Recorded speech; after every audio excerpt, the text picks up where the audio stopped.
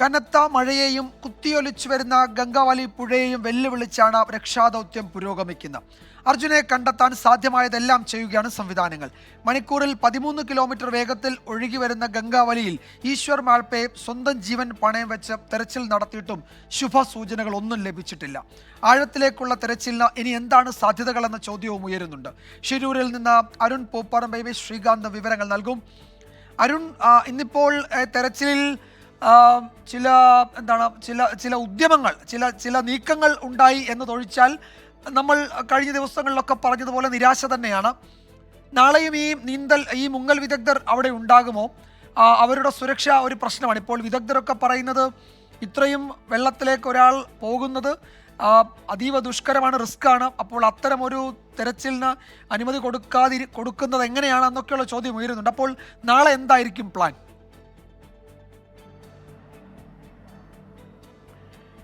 വിജയകുമാർ, രക്ഷാദൗത്യത്തിന്റെ 12ാം ദിവസത്തിലും നിരാശപ്പെടുത്തുന്ന വാർത്ത തന്നെയാണ് നമുക്ക് പങ്കുവെക്കാനുള്ളത്.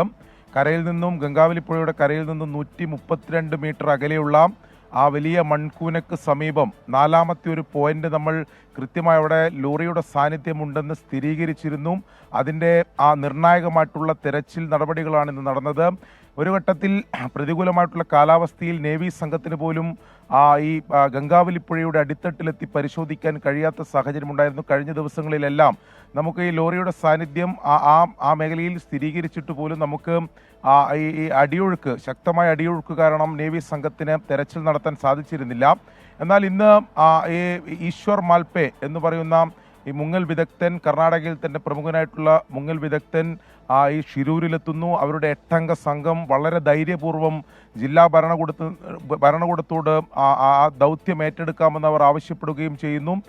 ഔദ്യോഗികമായിട്ടുള്ള അനുമതിയൊന്നും നേവിയുടെ ഭാഗത്തൊന്നും ഇല്ലെങ്കിൽ പോലും അവർ ആ ദൗത്യം ഏറ്റെടുത്ത് അവർ ആ രക്ഷാപ്രവർത്തനത്തിൽ പുഴയുടെ അടിത്തട്ടിലുള്ള പരിശോധന ഉൾപ്പെടെ നടത്തി. പക്ഷേ നിരാശ തന്നെയാണ് ഫലം. 10ലധികം തവണ ഡൈവ് ചെയ്തു. അതായത് അതിനുശേഷം അവിടെ ഉണ്ടായിരുന്നവർക്ക് കൈമാറിയിട്ടുള്ള വിവരങ്ങൾ ശക്തമായ അടിയൊഴുക്കുണ്ട്, പിടിച്ചു നിൽക്കാൻ പോലും കഴിയാത്ത അടിയൊഴുക്കുണ്ട്, ഹുക്ക് ചെയ്ത ഈ റോപ്പ് പോലും പൊട്ടിപ്പോകുന്ന രീതിയിലേക്കുള്ള അടിയൊഴുക്ക് നിലവിലുണ്ട്. ഇന്ന് പൊതുവെ മഴ മാറി നിന്നെങ്കിൽ പോലും ഈ അടിയൊഴുക്കിന് വലിയ കുറവുണ്ടായിരുന്നില്ല. 6 നോട്ടിലധികം ഇന്നും അടിയൊഴുക്ക് ഗംഗാവലിയിൽ ഉണ്ടായിരുന്നു എന്നതാണ് നമുക്ക് ലഭിക്കുന്ന വിവരം. അങ്ങനെയാണെങ്കിൽ അതീവ ദുഷ്കരമായിരിക്കും ഇനിയുള്ള രക്ഷാപ്രവർത്തനവും. ഇത് ഇന്നത്തെ രക്ഷാദൗത്യത്തിന് ശേഷം, അതിൻ്റെ നടപടികൾക്ക് ശേഷം സ്ഥലം MLAയും ജില്ലാ കളക്ടർ ഉൾപ്പെടെ അതുമായി ബന്ധപ്പെട്ട് പ്രതികരിച്ചിരുന്നു. അവർ പറയുന്നത് നിലവിൽ അതീവ ദുഷ്കരമായാണ് ഈ രക്ഷാപ്രവർത്തനം മുന്നോട്ട് പോകുന്നത്. ഈ പുഴയിലെ അടിത്തട്ടിലെ ഈ നിലവിലുള്ള തെരച്ചിൽ അവരുടെ ജീവന് പോലും ആപത്താണ്. അത്തരമൊരു സ്ഥിതിയിലാണ് നിലവിലെ പുഴയുടെ ഒരു അടിയൊഴുക്കും അതിൻ്റെ ഒരു അടിത്തട്ടിലുള്ള കല്ല്, മണ്ണുൾപ്പെടെ ചെളി ഉൾപ്പെടെയുള്ള കാര്യങ്ങൾ, അങ്ങനെ പ്രതികൂലമായിട്ടുള്ള സ്ഥിതിയാണ് നിലവിലും തുടരുന്നത്. വിജയകുമാർ സൂചിപ്പിച്ചതുപോലെ തന്നെ ഈ ഈശ്വർ മാൽപെയുടെ സംഘം, 8 അംഗ സംഘം നിലവിൽ ഷിരൂരിൽ നിന്ന് അവർ മടങ്ങിയിട്ടില്ല. അവരിവിടെ തുടരുന്നുണ്ട്. പക്ഷേ അവർ നാളെ ഈ രക്ഷാപ്രവർത്തനത്തിൽ നാളെ ഉണ്ടാകുമോ, അവരുടെ തെരച്ചിൽ നാളെ തുടരുമോ എന്ന കാര്യത്തിൽ നിലവിൽ ജില്ലാ ഭരണകൂടം വ്യക്തത വരുത്തിയിട്ടില്ല. ഒരുപക്ഷേ അവർക്ക് നാളെ അനുമതി ലഭിക്കാനുള്ള സാധ്യത വളരെ കുറവാണ്. ഇന്ന് തന്നെ നേവി സംഘം അതുമായി ബന്ധപ്പെട്ട ചില കാര്യങ്ങൾ ജില്ലാ ഭരണകൂടത്തിനോട് ഉൾപ്പെടെ പറഞ്ഞിരുന്നു. അതിൽ ഇപ്പോൾ നമ്മൾ സംസാരിക്കുന്ന വിദഗ്ധരൊക്കെ പറയുന്ന ഒരു പ്രധാനപ്പെട്ട കാര്യം, ഈ രക്ഷാദൗത്യം എന്ന പേരിൽ നമ്മളിപ്പോൾ നടത്തുന്ന ഈ പുഴയിലെ തെരച്ചിലിലേക്ക് വീണ്ടും ആളുകളുടെ ജീവൻ അപകടത്തിലാക്കുന്ന തരത്തിൽ അങ്ങനെ ഈ ആഴത്തിലുള്ള ഡൈവിങ്ങിന് അനുവാദമില്ല. ജില്ലാ ഭരണകൂടം അതിന് അനുമതി നൽകില്ലെന്ന് രാവിലെ കളക്ടർ തന്നെ പറഞ്ഞിരുന്നു. അപ്പോൾ അനുമതിയൊന്നുമില്ലാതെ ഇറങ്ങുക, അതിന് സാക്ഷ്യം വഹിച്ച് കളക്ടർ അവിടെയുണ്ട്, SP അവിടെയുണ്ട്. അപ്പോൾ ഇന്ന് ഒരു ഘട്ടത്തിൽ അദ്ദേഹത്തിന് താഴേക്ക് ഒഴുകിപ്പോകേണ്ടി വന്നു. എന്തുമാകട്ടെ, അപ്പോൾ ഇത്രയും റിസ്ക്കുള്ള ഒരു ഉദ്യമത്തിൽ നാളെയും അതിന് അനുവാദം കൊടുക്കുമോ എന്നുള്ള ചോദ്യം ഉയരുന്നുണ്ട്. അതിലൊരു കോൾ എടുക്കേണ്ടത് ആരായിരിക്കും അതിലൊരു തീരുമാനം എടുക്കുക? ആ നിലയ്ക്കുള്ള ചർച്ചകൾ നടക്കുന്നുണ്ടോ? അപ്പോൾ അങ്ങനെയാണെങ്കിൽ കൂടുതൽ സൗകര്യങ്ങളൊക്കെ അവിടെ ഒരുക്കണമല്ലോ. അതിലൊക്കെ നീക്കങ്ങൾ വല്ലതും ഈ വൈകുന്നേരം കാണുന്നുണ്ടോ? വിജയകുമാർ, ഒറ്റ വാക്കിൽ പറഞ്ഞാൽ റിസ്ക് ആണ്. അതായത് ഇന്നൊരു പരീക്ഷണമായിരുന്നു. അതിൽ ഔദ്യോഗികമായിട്ടുള്ള നേവി സംഘത്തിൻ്റെ അനുമതി ഉണ്ടായിരുന്നില്ല. പക്ഷേ നേവിയുടെ സുരക്ഷാ കവചം അവർ ഒരുക്കിയിരുന്നു. അവരുടെ ബോട്ടുകൾ, അവരുടെ സംഘം അവിടെ നിലയുറപ്പിച്ചിരുന്നു.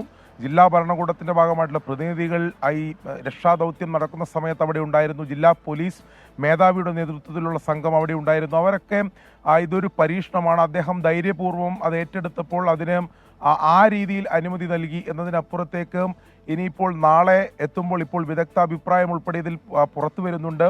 നിലവിൽ നമുക്കറിയാം ഒരു മനുഷ്യ സഹജമായൊരു ഒരു 3 നോട്ട് വരെയൊക്കെ ഇതിൽ അടിയൊഴുക്കിൻ്റെ ശക്തി ഉണ്ടായാൽ പോലും ഇതിൽ വൈദഗ്ധ്യം ലഭിച്ചവർക്ക് അതിൽ അടിത്തട്ടിലെത്തി ഇത്തരം പരിശോധന നടത്താൻ സാധിച്ചേക്കാം. പക്ഷേ ഇപ്പോൾ നിലവിൽ ഈ 6ന് മുകളിൽ ഈ നോട്ട് തുടരുകയാണ്. മഴ മാറി നിൽക്കുമ്പോൾ പോലും ഈ അടിയൊഴുക്കിന് എന്തെങ്കിലും ഒരു കുറവുണ്ടാവുന്നില്ല.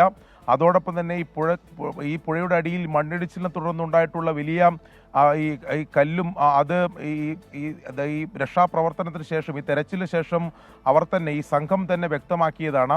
അങ്ങനെ നിൽക്കുന്ന ഒരു സാഹചര്യത്തിൽ നാളെ അവരുടെ രക്ഷാപ്രവർത്തനം, അവരുടെ തെരച്ചിൽ തുടരാനുള്ള സാധ്യത വളരെ കുറവാണ്. എന്നാൽ അത് പൂർണ്ണമായി സ്ഥിരീകരിച്ചിട്ടില്ല. ജില്ലാ ഭരണകൂടമാണ് അതിലൊരു സ്ഥിരീകരണം നടത്തേണ്ടത്. അവർ അങ്ങനെ ഒരു റിസ്ക് നിലവിൽ നേവി സംഘം ഉൾപ്പെടെ വിദഗ്ധ സംഘം ഉൾപ്പെടെ ഇത്തരത്തിൽ അതിൽ ഒരു റിസ്ക് എലമെന്റ് ഉണ്ട് എന്ന് പറയുമ്പോൾ അത് ഏറ്റെടുത്തുകൊണ്ട് ജില്ലാ ഭരണകൂടം ആ തീരുമാനത്തിലേക്ക് പോകുമോ എന്ന കാര്യത്തിൽ നിലവിൽ സംശയമുണ്ട്. സ്ഥലം MLA ഇതിൽ ഈ ഡ്രഡ്ജർ ഉൾപ്പെടെയുള്ള സംവിധാനങ്ങൾ എത്തിച്ച് തെരച്ചിൽ നടത്തുമെന്ന് നേരത്തെ പ്രതികരിച്ചിരുന്നെങ്കിൽ പോലും അതിലും നിലവിൽ എന്തായാലും ഒരു വ്യക്തത വന്നിട്ടില്ല. ഒറ്റവാക്കിൽ പറഞ്ഞാൽ ഈ ശിരൂരിലെ രക്ഷാദൗത്യം അതീവമായിട്ടുള്ള സങ്കീർണമായ പ്രതിസന്ധിയിൽ നിലനിൽക്കുകയാണ്.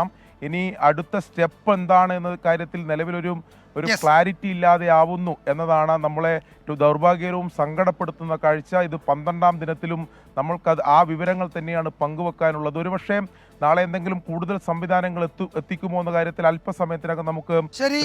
ഇന്നലെയൊക്കെ നമുക്ക് വൈകുന്നേരം ആയപ്പോഴേക്കും നാളെ എന്തൊക്കെ നീക്കങ്ങൾ എന്നത് സംബന്ധിച്ച് വിവരം കിട്ടിയിരുന്നു. ഇന്ന് പക്ഷേ അത്തരം വിവരങ്ങളൊന്നും കിട്ടുന്നില്ല. എന്താണ് ഈ ദൗത്യത്തിന്റെ ഭാവി, എങ്ങനെയാണ് ഇത് മുന്നോട്ട് പോകുക? ഇപ്പോൾ അതിനൊരു അനിശ്ചിതത്വമുണ്ട്.